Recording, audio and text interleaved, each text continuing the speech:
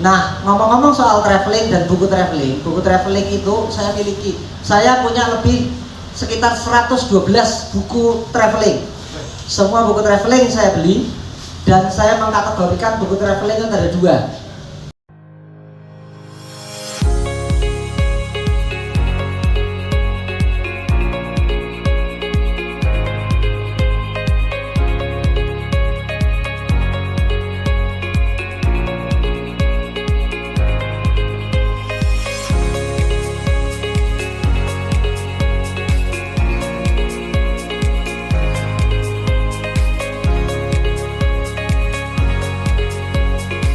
Lebar di Laskar Pelangi ya, dan itu kontroversi di belakangnya. Mungkin kalau teman-teman tanya nanti bisa panjang ceritanya, karena sangat jarang dulu ada film yang dijamin bisa sukses dan Laskar Pelangi diragukan dan sebagian orang nekat dan ternyata meledak. Dan di dalamnya banyak cerita tentang perjalanan, baik traveling spiritualnya, traveling dalam fisiknya, sampai mereka sampai Prancis, sampai mana-mana itu kuliah mewujudkan impiannya.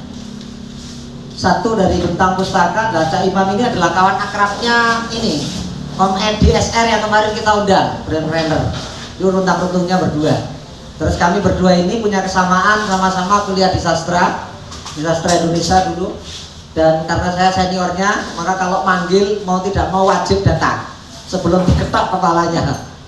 Meskipun jabatannya di luar sono ya sudah pucuk langit lah. Kalau moga-moga minggu depan yang hadir ini adalah Pak Staf Ali Menteri Sekretaris Negara yang hari ini dilantik sebagai Rektor Universitas NU Yogyakarta, yang pernah lama tinggal di Rusia dan dulu menyambut dengan hangat beruang kutub waktu kita kirim ke sana.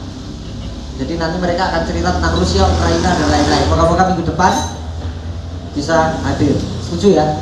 Oke ya? Kita marakkan, karena habis itu beliau akan ke Paris lama juga gitu.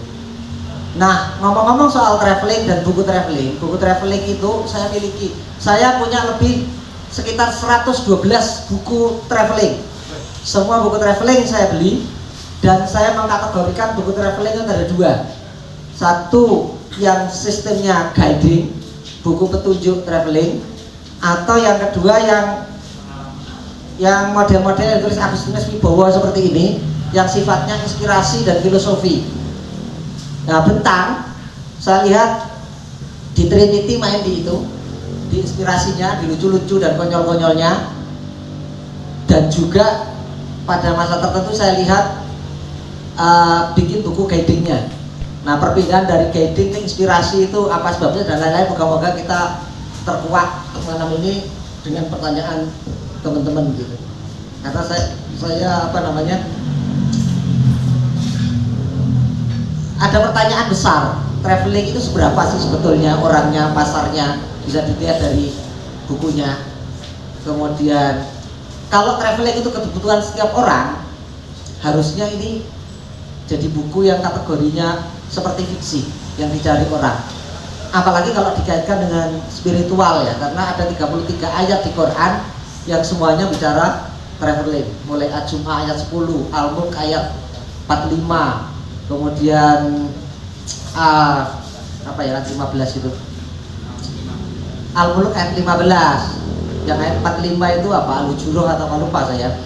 Semuanya ngomong tentang fantasiru fil ardi, maka bertebaranlah traveling ke segala penjuru dunia. Harusnya kalau 210 juta umat muslim di Indonesia ini yakin dengan ajaran Qur'annya, buku-buku bentang pustaka yang traveling ini akan laris manis. Saya kira pengantar saya dari itu, dan nanti kita minta tiga narasumber kita kehormatan untuk Agung juga nanti berkisah tentang perjalanannya bertraveling dia. Ini enaknya kita mulai dari siapa ini? Dari penerbit, dari montrainer, The Lady Bus, atau semangat teman-teman? Ada praktisi, ada penerbit, ada tukang kibul. Penerbit dulu ya. Oke. Untuk menyambut Imam Rizdi, mari kita tepuk 4,5. Mic kita serahkan ke Imam. Mohon dipersilakan. Ya, terima kasih. Selamat malam kawan-kawan semua, Mas, Mbak, bapak-bapaknya udah pulang ya. Ya, terima kasih. Saya sudah diperkenankan hadir di sini. Saya sebetulnya waktu diajak Mas Ebo ke sini itu yang pertama kali saya pikirkan, terus aku ini gunanya apa gitu. Nah iya loh, kalau traveling yo saya kalah lah sama Mas Ebo dalam hal traveling gitu ya. Nulis apalagi itu, ini jebolan wartawan udah puluhan tahun gitu, terus nulis macam-macam di wartawan. Saya datang ke sini tuh cuma tadi udah disebutkan, cuma satu alasan saya datang. Walat kalau saya datang ke sini. Walaupun saya nggak tahu mau ngapain. Sampai tadi itu saya telat itu saya gara-garanya saya ke kantor dulu, terus kan ditanya istri saya di rumah, gimana? Nggak tahu aku mau ngomong apa. Udah ini aku mau ke kantor aja. Aku ambil kaos, nanti aku kesana bagi-bagi kaos. Karena nggak tahu mau ngomong apa. Tapi mungkin saya bisa share sedikit apa namanya tentang perjalanan, tentang menerbitkan buku-buku traveling ya. Jadi kalau memang betul buku traveling kalau secara kasarnya ya kita bisa bagi jadi dua gitu. Kalau kami biasanya menyebutnya buku panduan sama buku apa ya, travelog atau kisah perjalanan gitu. Nah, Trinity terus Agustinus Wibowo kayak gitu, itu biasanya kami memasukkannya ke dalam kategori travelog itu, kisah perjalanan. Nah, Bentang pertama kali menerbitkan buku traveling ya travelog ini, Trinity, itu waktu itu lagi rame-ramenya orang bikin blog ya, setelah mailing list itu sudah mulai surut gitu waktu itu. Terus orang mulai beralih ke blog, sosial media itu waktu itu baru Facebook kalau nggak salah, baru Facebook, terus mulai beralih ke Twitter, belum ada Instagram. 2005-an lah ya kira-kira. Ini terbit pertama 2007. Oh, 2007 ya. 2007. 2008 ya, Facebook ya.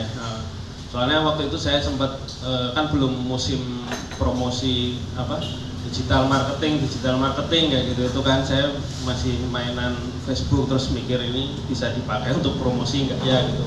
Nah, bos saya dipentelengi waktu itu kan internet masih mahal gitu kan, jadi ini orang di kantor mainan Facebookan ya, termasuk blog itu tadi.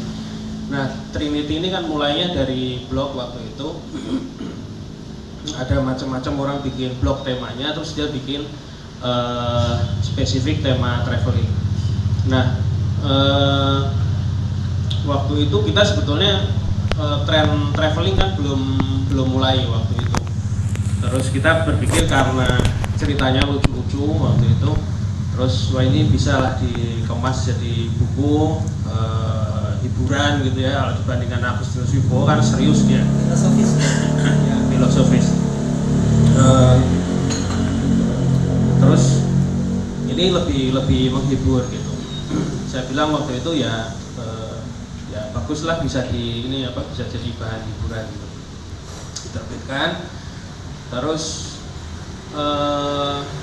baru berapa ya, mungkin sekitar hitungan hari gitu, nggak sampai 1 minggu bukunya terbit. Liburan saya lupa Sabtu atau Minggu, saya ditelepon sama bos saya, Imam, itu kemarin kamu ngeditnya gimana? Nah, kenapa Pak? Itu ada jorok-joroknya.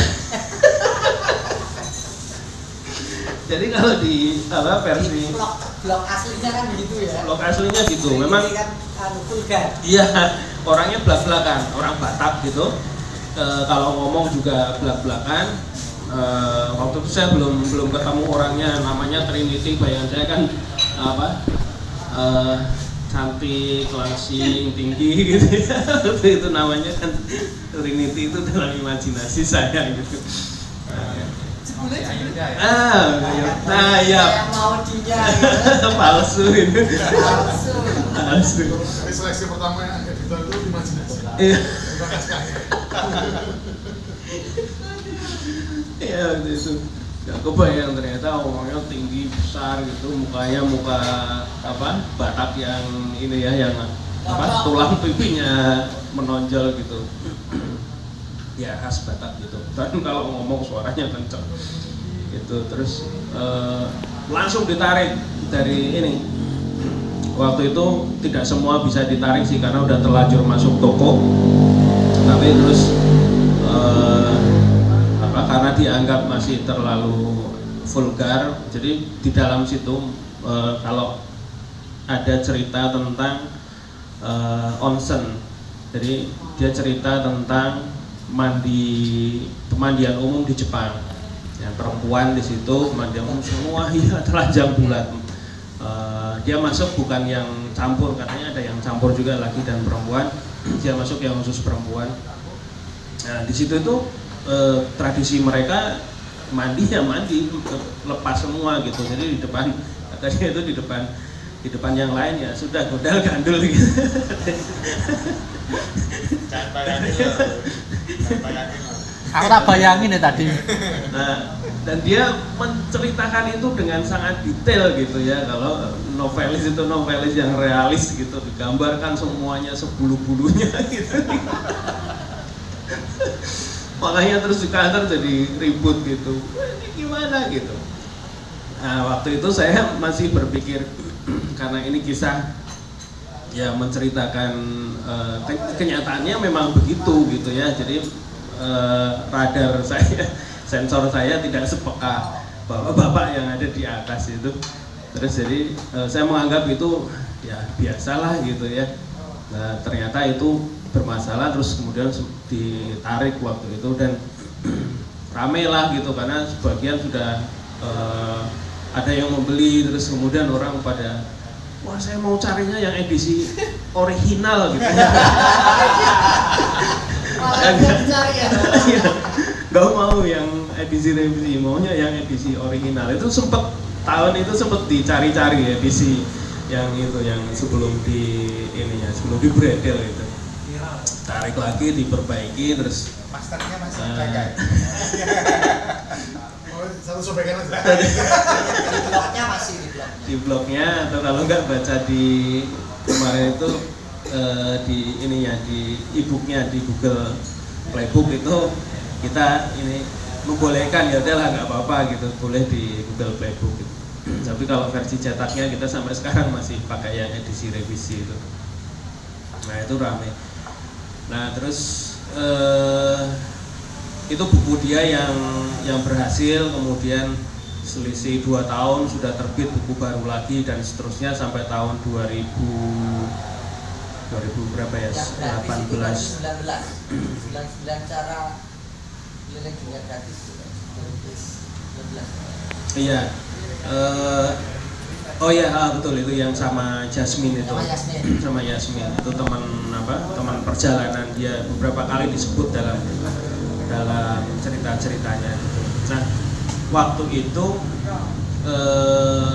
cerita-cerita Trinity itu masih eksotis, masih menarik karena tidak atau belum banyak orang yang bisa melakukan perjalanan ke luar negeri gitu ya. Jadi tiket pesawat masih mahal waktu itu, terus mengurus paspor masih sulit dan sebagainya lah, belum terlalu familiar. Jadinya cerita-ceritanya itu orang itu masih terkejut, oh ada ya kayak gitu ya, oh onsen tuh ada ya, terus di Turki ada pemandian umum apa kayak gitu-gitu, hamam ya. Itu juga orang masih merasa wow gitu. Nah terus kemudian muncullah di kurang lebih tahun 2009 itu kami mulai muncul buku traveling yang sifatnya panduan. Nah, lucu penulis-penulis itu. Jadi mereka ada kayak kubu. Jadi tidak hanya di kalau penulis sastra itu ada kubu hutan kayu, misalnya hutan kayu dan non hutan kayu. Nah ini juga penulis traveling itu juga gitu. Jadi ada yang wah kamu kalau penulis buku panduan traveling itu kamu penulis ecek-ecek. Kalau yang penulis kontemplatif, yang filosofis, yang travelog ini lebih keren gitu. Muncul faksi kayak gitu. Tapi kami kan pedagang gitu. Pedagang ya kabeh didol gitu. Nah, waktu itu buku panduan traveling, gagasannya buku panduan traveling itu baru ada bikinan kalau yang luar negeri itu Lonely Planet. Ya, Lonely Planet. Jadi orang kalau mau traveling panduannya ya pakai Lonely Planet gitu. Nah, kelemahan Lonely Planet itu dia kan panduan dibikin oleh orang luar gitu, terus jadi ada hal-hal yang nggak masuk untuk kita gitu. Terus kendala bahasa kadang-kadang juga masih jadi problem membaca dalam versi bahasa Inggris. Tapi terutama sih ada yang kurang pas lah untuk orang Indonesia. Makanya muncullah gagasan gimana kalau buku panduan itu kalau Lonely Planet itu nyebutnya for shoestring kayak gitu. Jadi memang perjalanan karena rata-rata mereka kan memang senang jalan kaki gitu. Tali sepatu gitu. Perjalanan tali sepatu. Nah, bikinlah versi Indonesia, muncul buku panduan itu 500.000 ke Singapura, 1 juta keliling mana Malaysia, Singapura, Thailand apa kayak gitu. Muncul itu kami bikin belasan judul yang dengan berbagai macam ada Arianto, Rini, Raharjanti, Mas Simanto ya. Itu dengan dulu sempat kami pengennya gitu bikin sebanyak mungkin destinasi waktu itu mikirnya. Tapi ternyata bahkan sempat kami bikin ini kayak kompetisi. Jadi kami meminta orang untuk mengajukan proposal, saya mau bikin buku untuk perjalanan ke negara mana gitu. Nah, itu sempat waktu itu bikin, saya lupa tahunnya ya. Sempat begitu kami rekrut sekitar 4 atau 5 orang, kami kasih uang modal, walaupun di awal kami bilang kami sifatnya membantu, kami nggak bisa kasih semua modal perjalanan gitu. Paling berapa persennya dari kebutuhanmu untuk traveling. Satu orang kasih uang terus ngilang ada satu penulisnya ngilang, nggak bisa dikontak segala macam. Ada satu, sisanya berhasil jadi buku. Termasuk yang Mbak Tita era itu ya? Mbak Tita era itu. Mbak Tita sebetulnya kan bisa masuk kategori ini sebetulnya ya, yang travelog gitu. Nah, Mbak Tita khusus Eropa waktu itu, dia bikin Eurotrip gitu. Kalau secara umum gitu sih. Terus kami bikin beberapa variasi lagi. Kan misalnya waktu itu kami bikin panduan yang dicampur dengan kuliner. Waktu itu kami bikin seri apa sih namanya? Bukan Travelicious, walaupun itu tidak terlalu berhasil, tapi gagasannya waktu itu kalau ini kan cuma perjalanan ke wisata A, tempat wisata B dan seterusnya gitu ya, dengan biaya seminim mungkin, semurah mungkin gitu untuk orang yang pengen melakukan perjalanan hemat. Nah ini ditambahi makanan apa saja yang bisa kamu makan di sana, tempat-tempat yang layak untuk dikunjungi sebagai wisata kuliner gitu aja. Kami sempat bikin ya kayak gitu. Terus ada lagi yang khusus ceritanya hanya cerita yang lucu gitu. Walaupun akhirnya ya tidak semuanya lucu juga, ada penulisnya yang garing ya nggak lucu ceritanya gitu. Tapi konsepnya waktu itu pengennya begitu. Sampai yang paling awet ya Trinity lah ya, 11 seri. Yang seri pertama itu 20-an judul 20-an kali terbit. 20 kali cetakan. 20-an kali cetakan cetak ulangnya ya. Edisi revisi. Ya, edisi asli udah enggak. Bayangkan kalau original itu. Kayaknya lebih laku lagi. Kayaknya. Artinya sebetulnya kalau dilihat dari situ pasar punya traveling itu ada cukup lumayan ya. Iya, waktu itu yang mengejutkan ya gede. Kalau yang panduan waktu itu waktu masih laku itu yang paling laku triknya gini kami waktu itu. Yang paling murah, terus jaraknya tidak terlalu jauh tapi populer gitu. Makanya waktu itu ketemulah yang paling populer itu 500.000 ke Singapura. 500.000 ke Singapura. Kalau yang lain-lain ada kami bikin yang ke Rusia, ke mana gitu nggak jalan. Sama waktu itu ada Hong Kong dan Macau itu juga lumayan. Hong Kong dan Macau lumayan. Gitu. Itu sih saya mungkin bisa share nanti, silakan kalau ada yang perlu ditanya. Oke, terima kasih Cak Imam. Mari kita kasih tepuk pramuka untuk nanti kalau nyimpen pertanyaan-pertanyaan di usung berikutnya ya. Sebelum ke Tante Vika, kita kasih kesempatan kepada Om Agung, ownernya Dapot Tulis